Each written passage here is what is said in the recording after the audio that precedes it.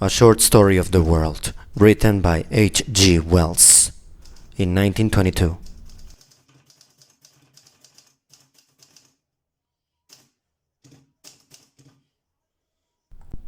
Chapter number 11.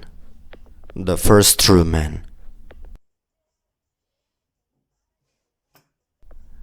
The earliest signs and traces at present known to science of a humanity which is indisputably kindred with ourselves have been found in Western Europe, and particularly in France and Spain. Bones, weapons, scratchings upon bone and rock, carved fragments of bones, and paintings in caves and upon rock surfaces dating, it is supposed, from 30,000 years ago or more, have been discovered in both these countries. Spain is at present the richest country in the world in these first relics of our real human ancestors. Of course, our present collections of these things are the merest beginnings of the accumulations we may hope for in the future, when there are searchers enough to make a thorough examination of all possible sources, and when other countries in the world, now inaccessible to archaeologists, have been explored in some detail. The greater part of Africa and Asia has never even been traversed yet by a trained observer interested in these matters and free to explore.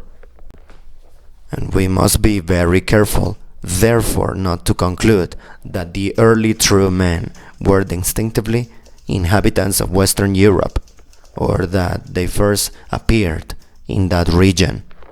In Asia or Africa, or submerged beneath the sea of today, there may be richer and much earlier deposits of real human remains than anything that has yet come to light. I write in Asia or Africa, and I do not mention America, because so far there have been no finds at all of any of the higher primates, either of great apes, submen, Neanderthalers, nor early true men. This development of life seems to have been an exclusively all-world development. It was only apparent at the end of the Old Stone Age that human beings first made their way across the land connection that is now cut by Bering Straits into the American continent. This development of life seems to have been an exclusively all-world development, and it was only apparent at the end of the Old Age that human beings first made their way across the land connection that is now cut by the Bering Straits into the American continent.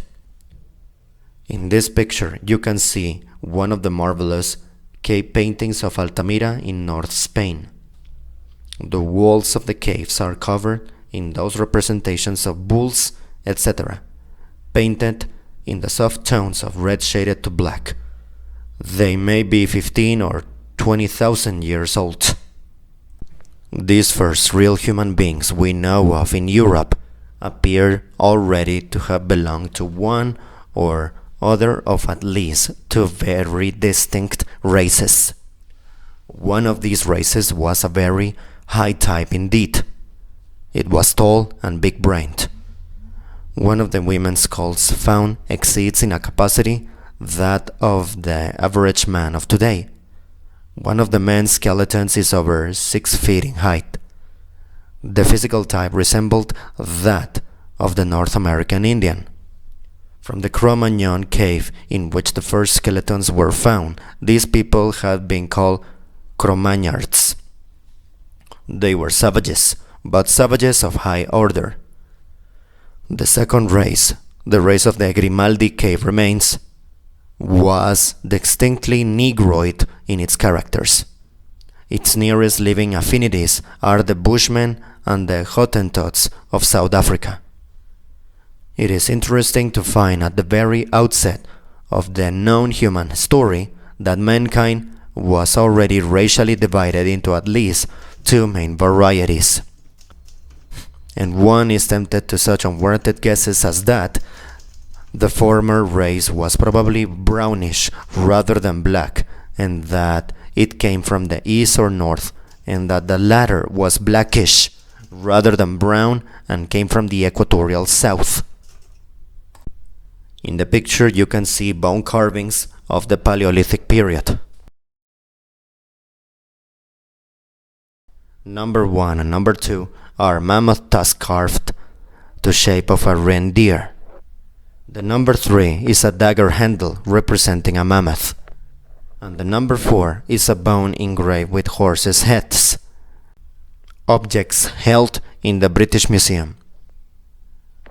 And these savages of perhaps 40,000 years ago were so human that they pierced shells to make necklaces, painted themselves, carved images of bone and stone, scratched figures on rocks and bones, and painted rude but often very able sketches of beasts and the like upon the smooth walls of caves and upon inviting rock surfaces. They made a great variety of implements, much smaller in scale and finer than those of the Neanderthal men.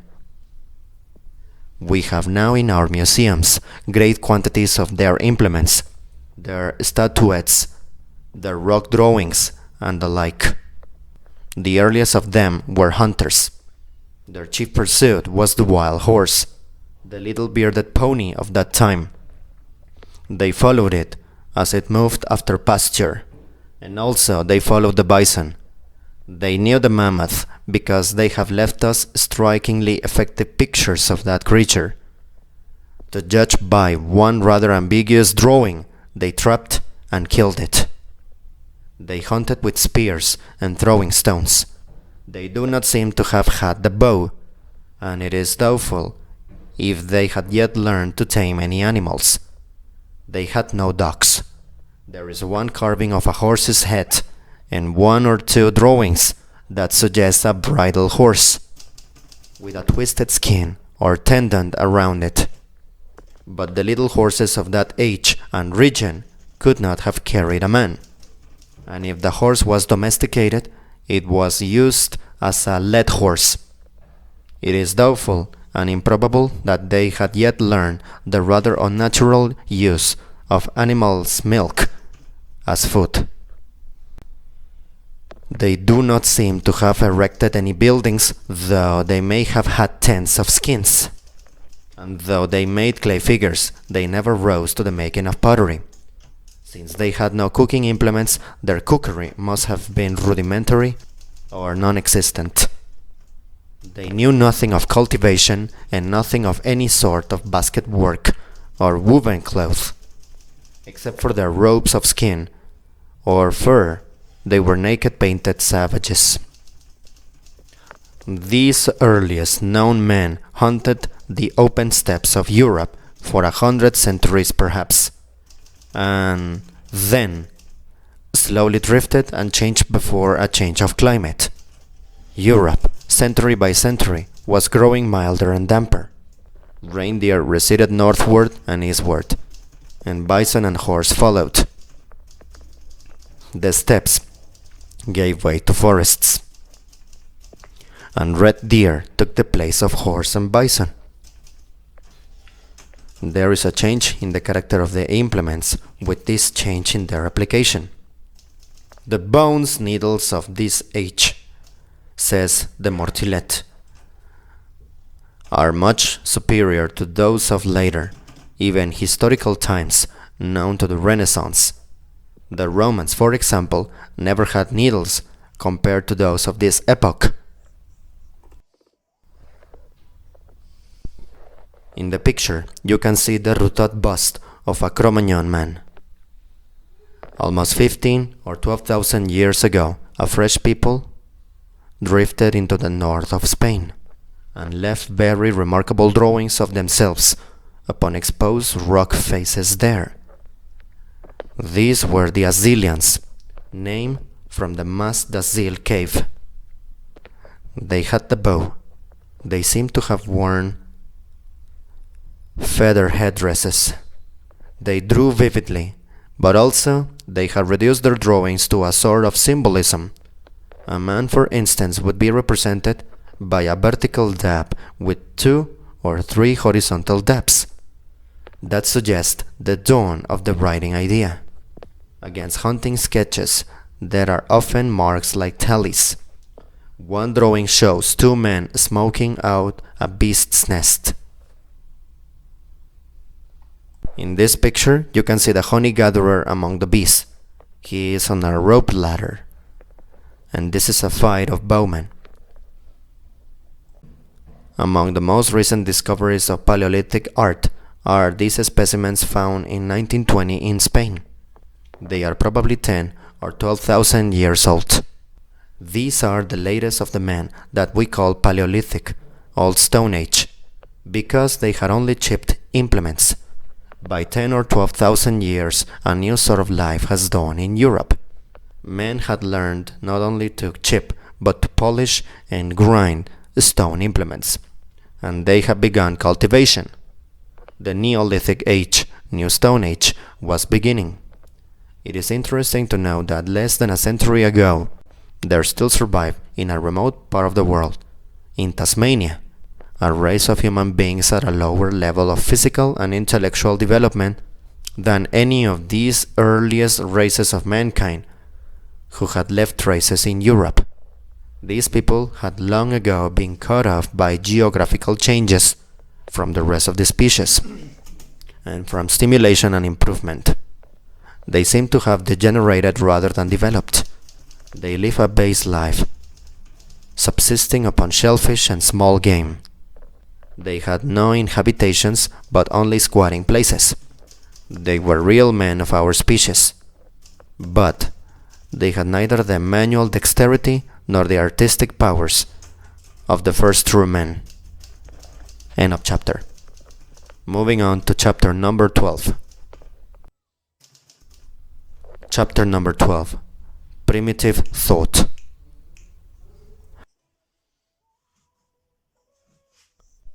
And now let us indulge in a very interesting speculation.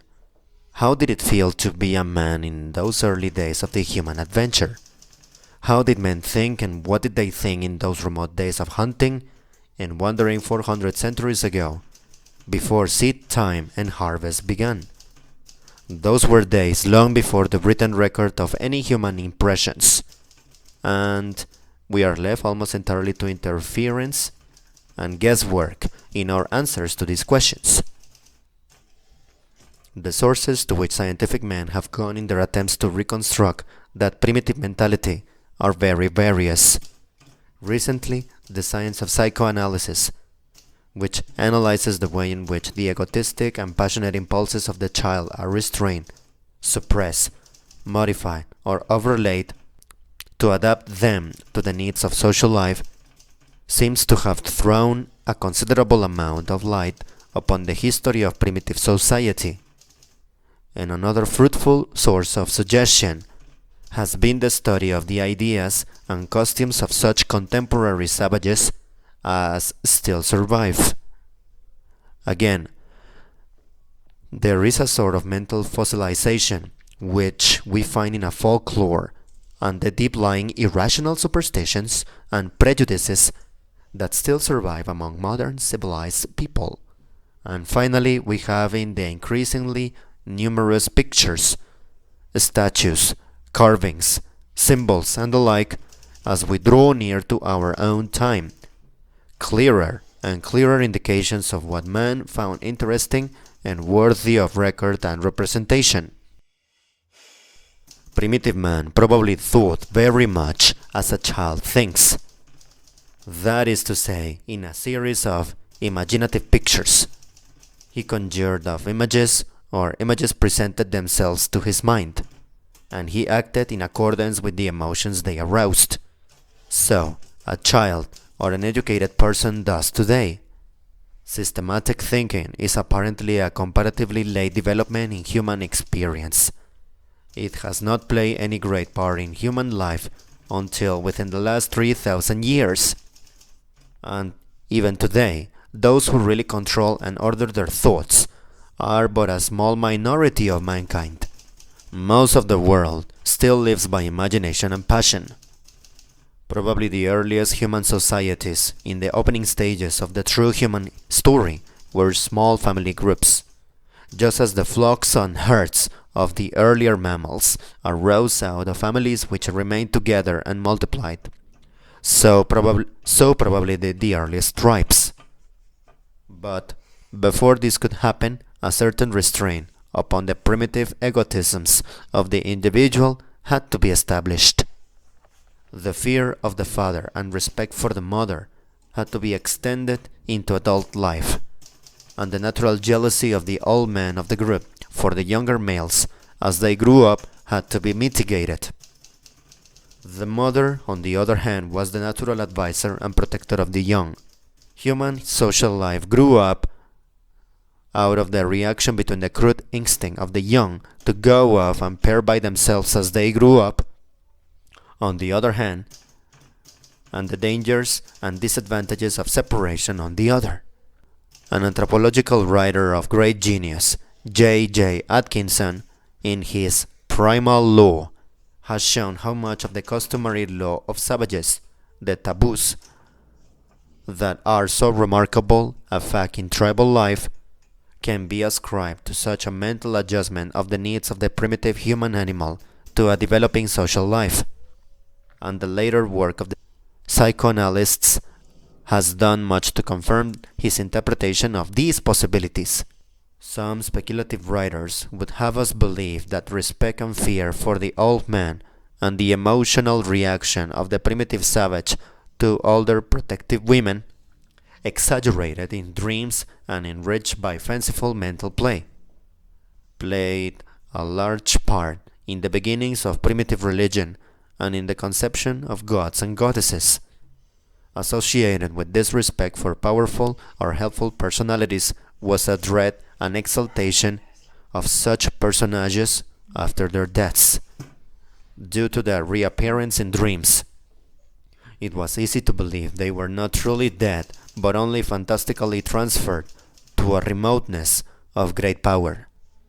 The dreams, imaginations, and fears of a child are far more vivid and real than those of a modern adult, and primitive man was always something of a child. He was nearer to the animals also, and he could suppose them to have motives and reactions like his own. He could imagine animal helpers, animal enemies, animal gods.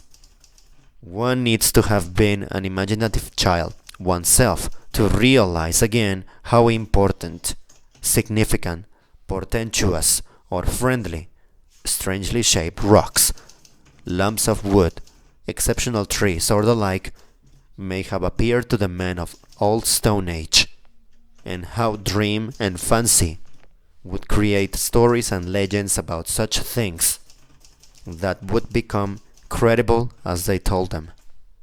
Some of these stories would be good enough to remember and tell again. The women would tell them to the children and so establish a tradition. To this day, most imaginative children invent long stories in which some favorite doll or animal or some fantastic semi-human being figures as the hero, and primitive man probably did the same, with a much stronger disposition to believe his hero real. In the picture, you can see some relics of the Stone Age, charred implements from Somaliland. In general form, they are similar to those found in Western and Northern Europe, stored in the British Museum. For the very earliest of the true men that we know of were probably quite talkative beings. In that way, they have differed from the Neanderthalers and had an advantage over them. The Neanderthaler may have been a dumb animal. Of course, the primitive human speech was probably a very scanty collection of names, and may have been eked out with gestures and signs. There's no sort of savage so low as to not have a kind of science of cause and effect, but primitive man was not very critical in his associations of cause with effect. He very easily connected an effect with something quite wrong as its cause. You do so and so happens, he would say. You give a child a poisonous berry and it dies. You eat the heart of a valiant enemy and you become strong. There we have two bits of cause and effect association, one true, one false. We call the system of cause and effect in the mind of a savage fetish. But fetish is simply savage science. It differs from modern science in that it is totally unsystematic and uncritical, and so more frequently wrong. In the picture you can see widespread similarity of men of the Stone Age. One on the left is a flint implement excavated in Gray's Inn Lane, London. On the right one, of similar form, chipped by primitive men of Somaliland, stored in the British Museum. In many cases, it is not difficult to link cause and effect. In many others, erroneous ideas were soon corrected by experience. But there was a large series of issues of very great importance to primitive man, where he sought persistently for causes and found explanations that were wrong, but not sufficiently wrong, nor so obviously wrong as to be detected. It was a matter of great importance to him that game should be abundant, or fish plentiful and easily caught. And no doubt he tried and believed in 1,000 charms, incantations, and omens to determine these desirable results. Another great concern of his was illness and death. Occasionally, infections crept through the land and men died of them. Occasionally, men were stricken by illness and died or were enfeebled without any manifest cause. This too must have given the hasty, emotional mind of primitive men much feverish exercise. Dreams and fantastic guesses made him blame this or appeal for help to that man or beast or thing. He had the child's aptitude for fear and panic. Quite early in the little human tribe, older, steadier minds sharing the fears, sharing the imaginations, but a little more forceful than the others, must have asserted themselves to advise, to prescribe, to command. This they declare unpropitious, and that imperative, and this an omen of good, and that an omen of evil. The expert in fetish, the medicine man, was the first priest. He exhorted, he interpreted dreams, he warned, he performed the complicated hocus pocus that brought luck or averted calamity. Primitive religion was not so much that we now call religion as practice and observance, and the early priests dictated what was indeed an arbitrary primitive practical science. Now let's move on into chapter number 13, the beginnings of cultivation. Chapter 13, the beginnings of cultivation. We are still very ignorant about the beginnings of cultivation and settlement in the world, although a vast amount of research and speculation has been given to these matters in the last 50 years. All we can say with any confidence at present is that somewhere about 15,000 and 12,000 years before Christ, while the Assyrian people were in the south of Spain, and while the remnants of the earlier hunters were drifting northward and eastward, somewhere in North Africa or Western Asia or in the great Mediterranean valley that is now submerged under the waters of the Mediterranean Sea, there were people who, age by age, were working out two vitally important things.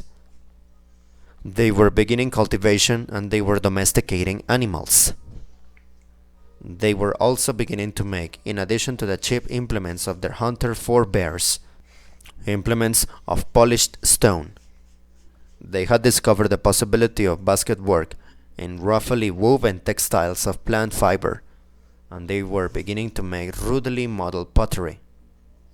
They were entering upon a new phase in human culture, the Neolithic phase, the New Stone Age, as distinguished from the Paleolithic, Old Stone, phase of the Cro-Magnards, the Grimaldi people, the Assyrians, and their like.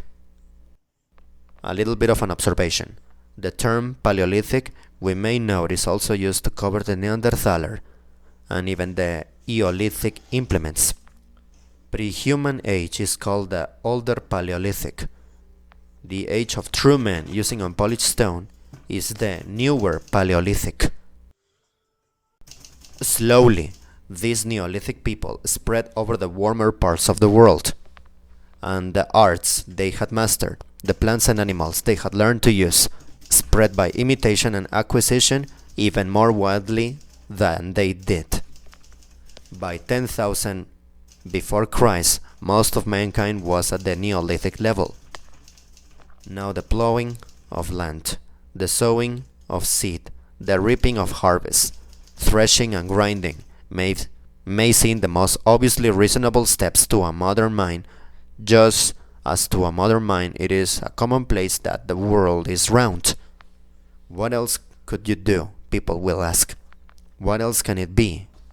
But to the primitive man of 20,000 years ago, neither of the systems of action and reasoning that seem so sure and manifest to us today were at all obvious. He felt his way to effectual practice through a multitude of trials and misconceptions, with fantastic and unnecessary elaborations and false interpretations at every turn. Somewhere in the Mediterranean region, wheat grew wild, and man may have learned to pound and then grind up its seed for food long enough before he learned to sow. He reaped before he sowed. And it is a very remarkable thing that throughout the world, wherever there is sowing and harvesting, there is still traceable the vestiges of a strong primitive association of the idea of sowing with the idea of a blood sacrifice, and primarily of the sacrifice of a human being. The study of the original entanglement of these two things is a profoundly attractive one to the curious mind. The interested reader will find it a very fully developed in that monumental work, Sir J.G. Fraser's Golden Bough. It was an entanglement, we must remember, in the childish, dreaming, myth-making primitive mind. No recent process will explain it, but in that world of 12,000 to 20,000 years ago, it would seem that whenever seed time came around, to the Neolithic peoples there was a human sacrifice, and it was not the sacrifice of any mean or outcast person. It was the sacrifice usually of a chosen youth or maiden, a youth more often who was treated with profound deference and even worship up to the moment of his immolation. He was a sort of sacrificial god-king, and all the details of his killing had become a ritual directed by the old, knowing men and sanctioned by the accumulated usage of ages. In the picture, you can see some Neolithic flint implements in the British Museum. At first, primitive men, with only a very rough idea of the seasons, must have found a great difficulty in determining when was the propitious moment for the seed time sacrifice and the sowing. There is some reason for supposing that there was an early stage in human experience, when men had no idea of a year. The first chronology was in lunar months. It is supposed that the years of the biblical patriarchs are really moons, and the Babylonian calendar shows distinct traces of an attempt to reckon seed time by taking 13 lunar months to see it round. This lunar influence upon the calendar reaches down to our own days. If usage did not dull our sense of its strangeness, we should think it a very remarkable thing indeed that the Christian Church does not commemorate the crucifixion and resurrection of Christ on the proper anniversaries, but on dates that vary year by year with the phases of the moon. It may be doubted whether the first agriculturalists made any observation of the stars. It is more likely that stars were first observed by migratory herdsmen, who found them a convenient mark of direction, but once their use in determining seasons was realized, their importance to agriculture became very great. The seed time sacrifice was linked up with the southing and northing of some prominent star, A myth and worship of that star was for primitive men an almost inevitable consequence. In the picture you can see some Neolithicism of today. Spearheads, exactly as in the true Neolithic days, but made recently by Australian natives. The number 1 is made from a telegraph insulator, and the number 2 from a piece of broken bottle glass. Both pictures are in the British Museum. It's easy to see how important the man of knowledge and experience, the man who knew about the blood sacrifice and the stars, became in this early Neolithic world. The fear of uncleanness and pollution, and the methods of cleansing that were advisable, constituted another source of power for the knowledgeable men and women, for there have always been witches as well as wizards, and priestesses as well as priests. The early priest was really not so much a religious man as a man of applied science. His science was generally empirical and often bad. He kept it a secret. He kept it secret from the generality of men very jealously. Very jealously. But that does not alter the fact that his primary function was knowledge and that his primary use was a practical use. In the picture you can see a specimen of Neolithic pottery, dug up at Mortlake from the Thames bed. Picture stored in the British Museum. 12 or 15,000 years ago, in all the warm and fairly well-watered parts of the Old World, these Neolithic human communities, with their class and tradition of priests and priestesses, and their cultivated fields, and their development of villages and little walled cities, were spreading.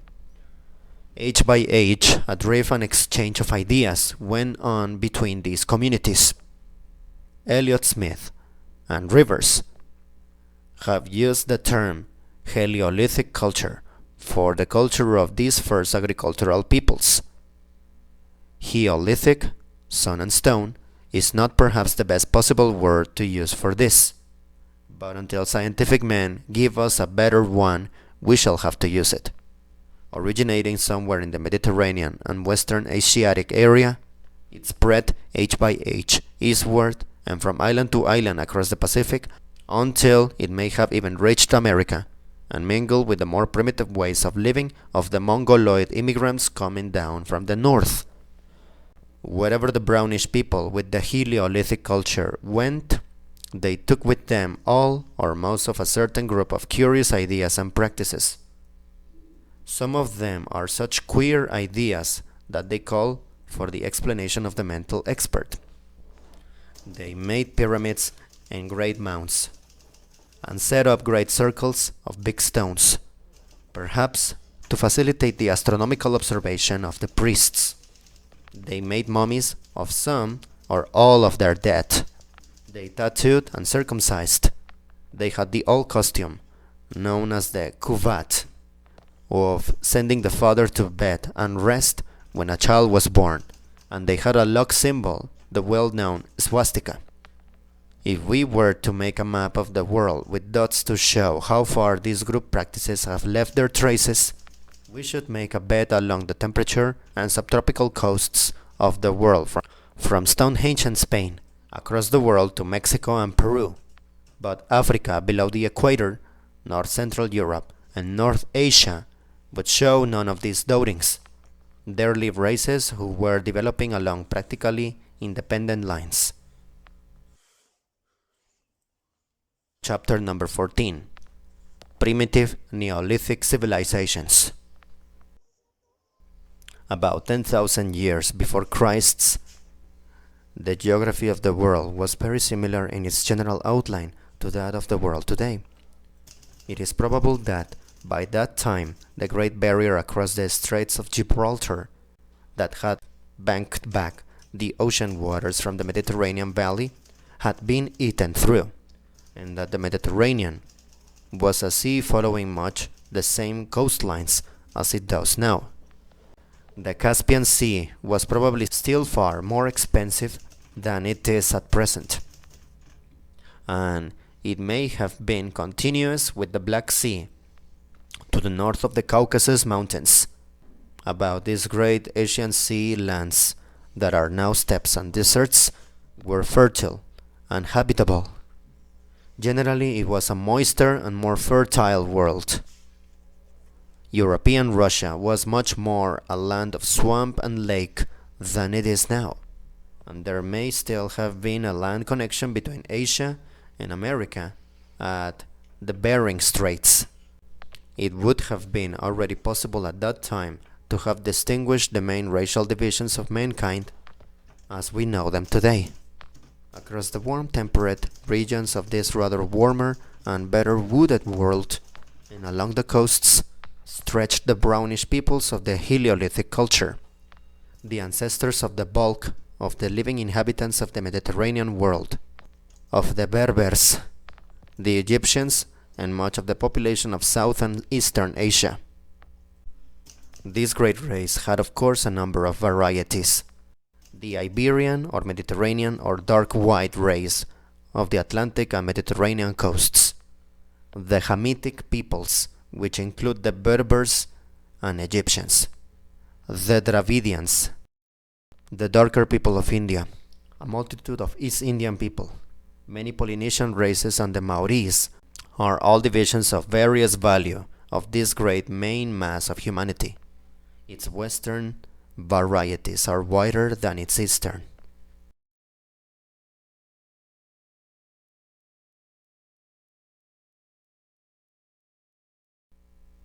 In the forests of Central and Northern Europe, a more blonde variety of men with blue eyes was becoming distinguishable, branching off from the main mass of brownish people, a variety which many people now speak of as the Nordic race. In the more open regions of northeastern Asia was another differentiation of this brownish humanity in the direction of a type with more oblique eyes, high-cheeked bones, a yellowish skin, and very straight black hair, the Mongolian peoples. In South Africa, Australia, in many tropical islands in the south of Asia were remains of the early Negroid peoples. The central parts of Africa were already a region of racial intermixture. Nearly all the colored races of Africa today seem to be blends of the brownish peoples of the north with a Negroid substratum. In the picture you can see a diagrammatic summary of the current ideas of the relationships of human races. It must be borne in mind that human races interbreed freely. We have to remember that human races can all interbreed freely and that they separate, mingle, and reunite as clouds do. Human races do not branch out like trees with branches that never come together again. It is a thing we need to bear constantly in mind. This remingling of races at any opportunity. It will save us from many cruel delusions and prejudices. If we do so, people will use such a word as race in the loosest manner and base the most preposterous generalizations upon it. They will speak of a British race or of a European race, but nearly all the European nations are confused mixtures of brownish, dark white, and Mongolian elements. In the picture you can see a Maya stele showing a worshipper and a serpent god.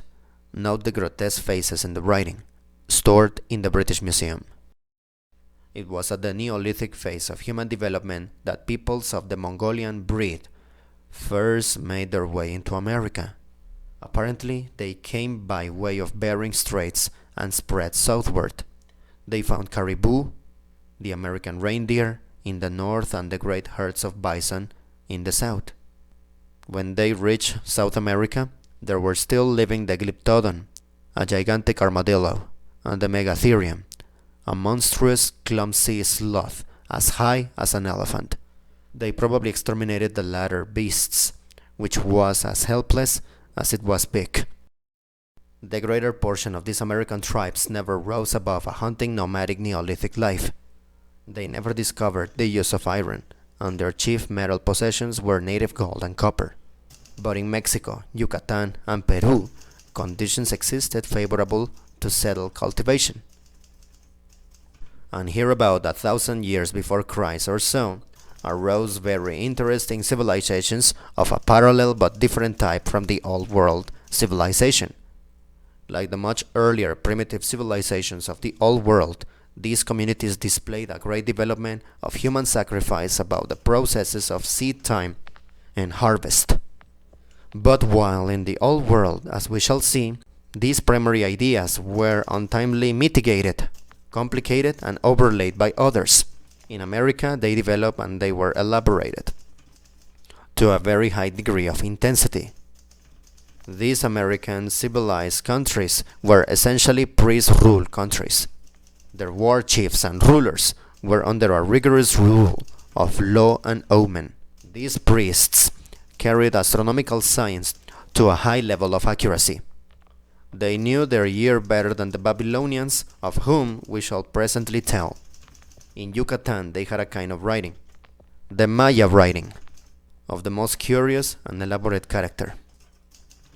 So far as we have been able to decipher it, it was used mainly for keeping the exact and complicated calendars upon which the priests expended their intelligence. The art of Maya civilization came to a climax about 700 or 800 year of the Lord, Anno Domini.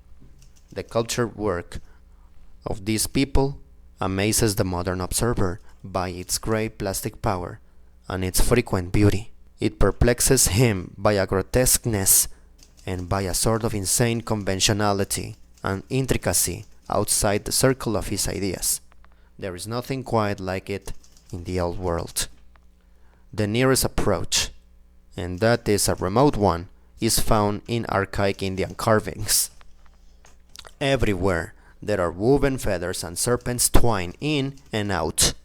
Many Maya inscriptions resemble a certain sort of elaborate drawing made by lunatics in European asylums. More than any other Old World work, it is as if the Maya mind had developed upon a different line from the Old World mind, had a different twist to its ideas, was not, by Old World standards, a rational mind at all. This linking of these aberrant American civilizations to the idea of a general mental aberration finds support in their extraordinary obsession by the shedding of human blood. The Mexican civilization in particular ran blood. It offered thousands of human victims yearly. The cutting open of living victims, the tearing out of the still beating heart. It was an act that dominated the minds and lives of these strange priesthoods. The public life, the national festivities all turn on this fantastically horrible act. In this picture you can see a Neolithic warrior, modeled from drawing by Professor Rutot. The ordinary existence of the common people in these communities was very like the ordinary existence of any other barbaric peasantry. Their pottery, weaving, and dyeing was very good. The Maya writing was not only carved on stone, but written and painted upon skins and the like. The European and American museums contain many enigmatical Maya scripts, Maya manuscripts, of which at present little has been deciphered except the dates. In Peru, there were beginnings of a similar writing, but they were superseded by a method of keeping records by noting courts. A similar method of mnemonics was in use in China thousands of years ago. In the Old World, before 4000 and 5000 before Christ, that is to say, 3 or 4000 years earlier, there were primitive civilizations not unlike these American civilizations. Civilizations based upon a temple, having a vast quantity of blood sacrifices, and with an intensely astronomical priesthood. But in the Old World, the primitive civilizations reacted upon one another and developed towards the conditions of our own world. In America, these primitive civilizations never progressed beyond this primitive stage. Each of them was in a little world of its own. Mexico, it seems, knew little or nothing of Peru, until the Europeans came to America. The potato, which was the principal foodstuff in Peru, was unknown to Mexico. Age by age, these peoples lived and marveled at their gods and made their sacrifices and died. Maya art rose to high levels of decorative beauty. Men made love, and tribes made war. Drought and plenty, pestilence and health followed one another. The priests elaborated their calendar and their sacrificial ritual through long centuries, but made little progress in other directions. End of chapter. Chapter number 15. Sumeria, Early Egypt, and Writing. The Old World is a wider, more varied stage than the New.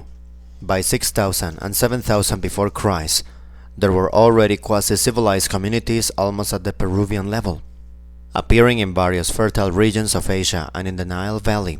At that time, North Persia and Western Turkestan and South Arabia were all more fertile than they are now, and there are traces of very early communities in these regions.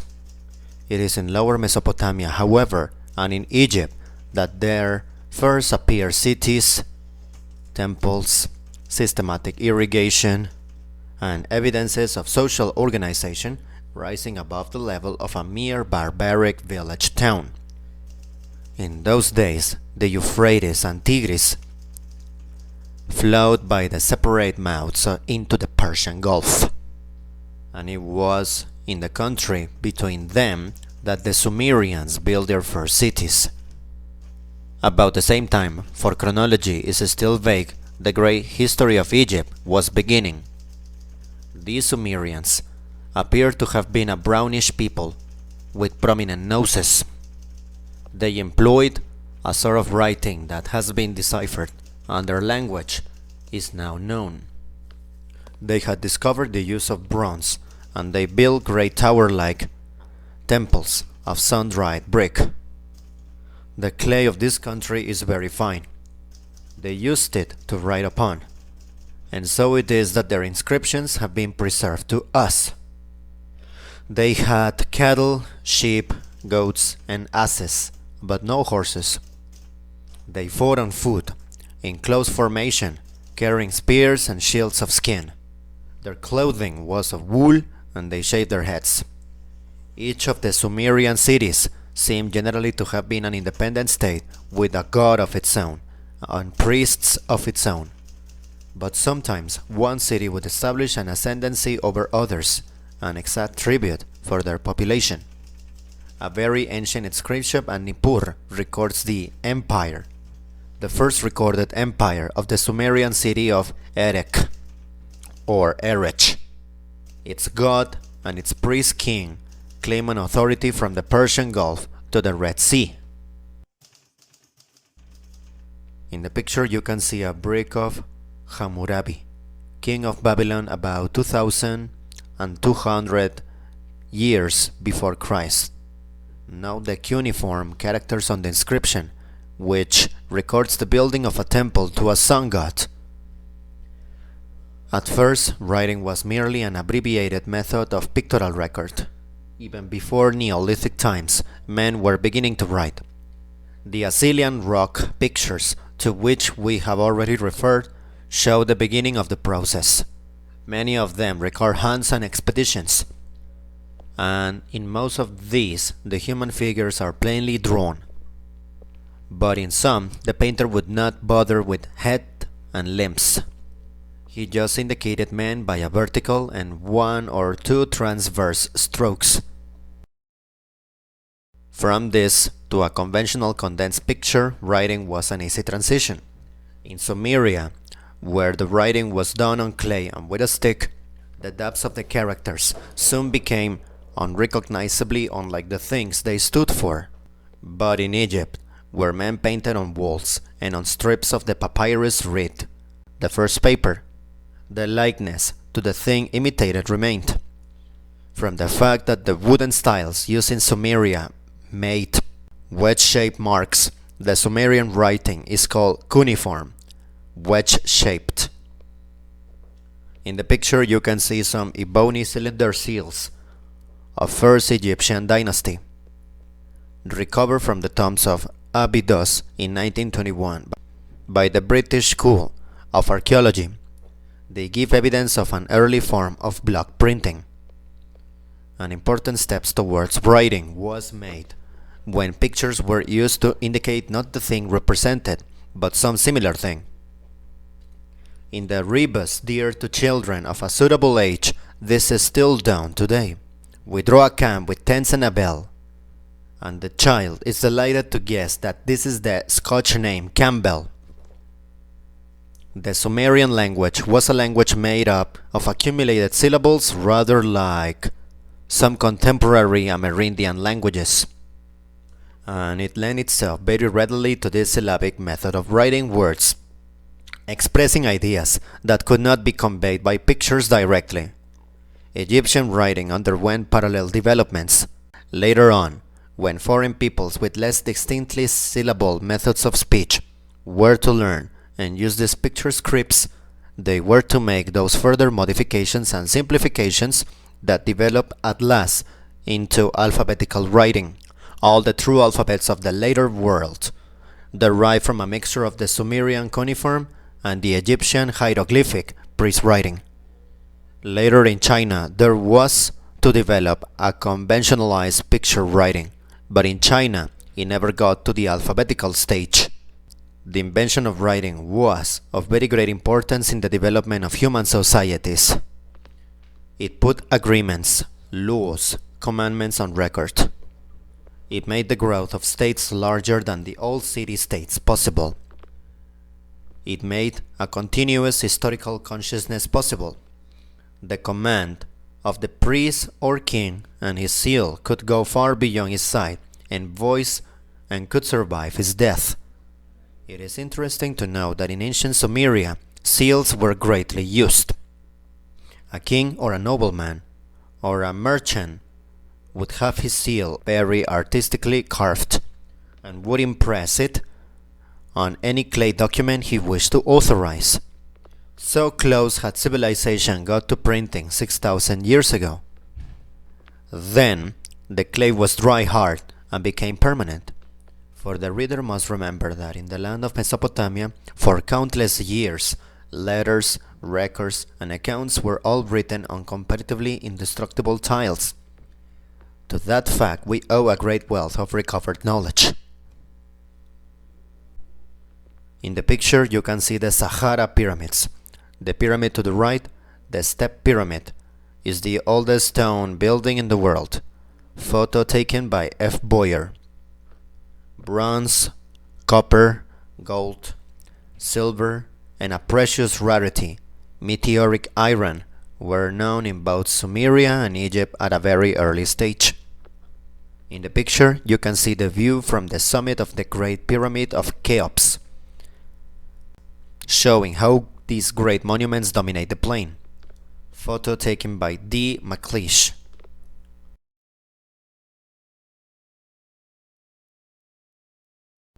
In the picture you can see the temple of Hathor at Denderech. Photo taken by D. McLeish. Daily life in those city lands of the old world must have been very similar in both Egypt and Sumeria. And except for the asses and the cattle in the streets, it must have been not unlike the life in the Maya cities of America 3,000 or 4,000 years later. Most of the people in peacetime were busy with irrigation and cultivation, except on days of religious festivity. They had no money and no need for it. They managed their small occasional trades by barter. The princes and rulers, who alone had more than a few possessions, used gold and silver bars and precious stones for any incidental act of trade. The temple dominated life.